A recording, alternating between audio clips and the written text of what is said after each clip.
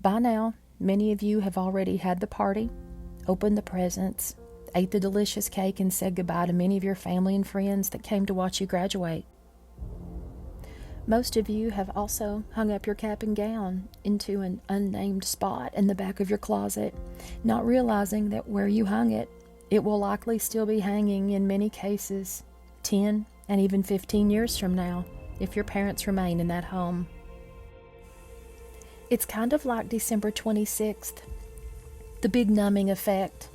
Everything has been built up and all of the anticipation focused on this one day, this one singular day, and now it's over. So now what? Many of you may be left a little nervous. Some are gearing up for your next great adventure with higher education. Some possibly going directly to work or to the military, and some aren't quite sure what the future holds. And that's okay.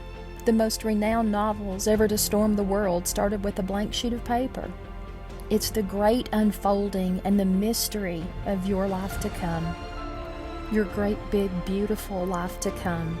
And you get to write it. Back in 1986, Lord knows I couldn't tell you who even spoke at our commencement ceremony, much less a single piece of advice that was given. And the Lord also knows I sure should have. Having said that, though I don't think I'm alone in admitting I don't now, nor have I ever, taken advice well. Life and experience has always been the best teacher for me anyway, and those rigorous lessons taught by experiences, both painful and joyful, we don't soon forget. Therefore, for this rather unique graduation gift, I wanted to do something a little different. Since it's likely not going to benefit you remotely with me offering advice and pretending someone's going to apply it, the one thing that I can do, and it has been a proven product, at least in my life, and that's to exercise the power of the spoken word to one's ears who never forgets it and can indeed apply it when needed. When it comes to prayer, whether it's received by the ears it's falling on at the moment or not, it still will not return void. I pray these words will remain attached to your life for the betterment and enrichment throughout all your days. To the graduates of Appalachia and East Tennessee specifically, the ones that were historically looked down on and defined often by the mistakes of others due to our zip code, I'll speak over those that have been privileged to have traveled to various areas of the country only to be giggled at because of our unique accent. You are the ones I'm targeting today. I pray, God, they learn the beauty of forgiveness. I pray that they can receive it in order to give it, as it first comes from you, and we understand the grace that's supplied and how we then can offer it to others. When people say they could never forgive a person, that's just poison. Let it go. Any other gibberish to the contrary about that is utter nonsense, and one day you'll agree with me. God, I realize that at times in their life they will want revenge, but remind them that that belongs to you. However, if they must have it, teach them that loving well is indeed the best revenge. I pray you'll be betrayed slightly by someone in life, but only in order to recognize its fragrance. When the opportunity and temptation comes for you to be the betrayer, you'll back away from the aroma, remembering its familiar sting. This could also be called wisdom. I pray, God, that they learn when they give their word, it needs to mean something. It doesn't have to be a written contract signed and dated for it to have consequences when they don't keep it, and it could cost them a good name. Let your word mean something. I pray the young men continue to open doors for the ladies and to hold no fear in doing so. I pray the young ladies will in return help out a man in need of the same. All of your children living here together, God, deserve courtesy and consideration. Don't let us complicate it. It's honorable to be considerate, respectful, and mannerly, and raise our children accordingly. I pray you don't run up huge amounts of debt and become a slave to it. But God, if they should fall into it, don't let them be overwhelmed, but let them seek your wisdom and guidance from your word, which will bring them out smarter, wealthier, and wiser. I pray they have the strength and the stamina to ignore their competition, no matter what it might be. I pray they are motivated and confident enough in their God-given merits, talents, and gifts, in the work they have chosen, to put on the blinders and just run their race, and have a blast doing it. You don't have time to waste looking around at what the person beside you is doing. They're not called to run your race. Comparisons are for those that are living in lack. You don't want to visit that town.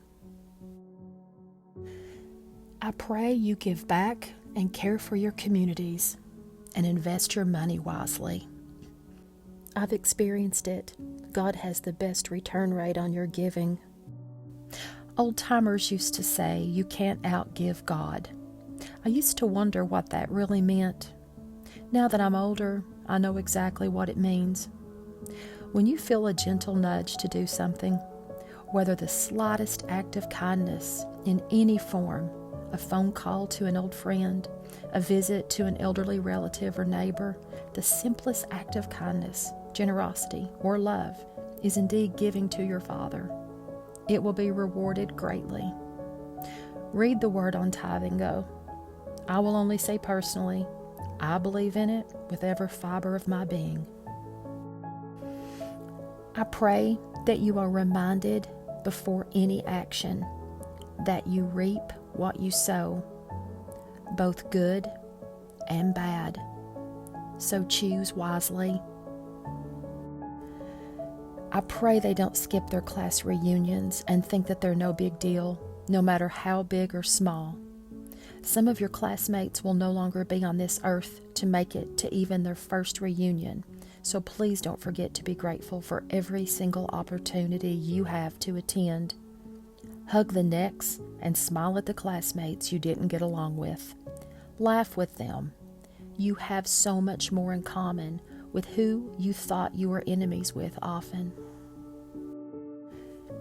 I pray your children, God, are reminded that love is so much greater than hate and so much lighter. I pray at least once in your life you'll ride a horse and understand that real horsepower isn't under the hood of a sports car. It's having something big enough to kill you, bending its own wheel on its own accord for your connection to something extraordinary. I believe God reminds us with the magnificence of a horse, the creative power and strength of Yahweh, and the submission of the Son for the fulfillment of you and I, as humans, experiencing a life that connects to something much higher. I pray that in every area of their life, they don't cheat. But if they should fall, I pray they come clean, they ask for forgiveness, and they don't pretend there were no consequences. Move on from it, learn from it, and move forward. I pray that they're never afraid to lead, but that they're never afraid to follow either. The best leaders I know mastered servitude first and continue doing so ritualistically every day. I pray you fall to no vices, drugs, or alcohol. The moment you find yourself needing it, it might likely already have a hold on you. Take heed. What you feed will grow. What you starve will eventually die. The choice is yours. Don't hand a bottle or a pill the keys to your life. I'll leave that there. I pray God daily reminds you that you're not an everlasting human that might have a temporary spiritual experience. Rather, that you are an eternal spirit having a temporary human experience. I pray that when people tell you you're finished, remember the resurrection power is in the very air you breathe. Let God restore your path even brighter and broader than you had ever imagined. no matter where you find yourself or when. I pray that they never let the fear of rejection stop them, while also being wise enough to know and understand that some things are not meant to be and know when to let go. Always trust God's processes.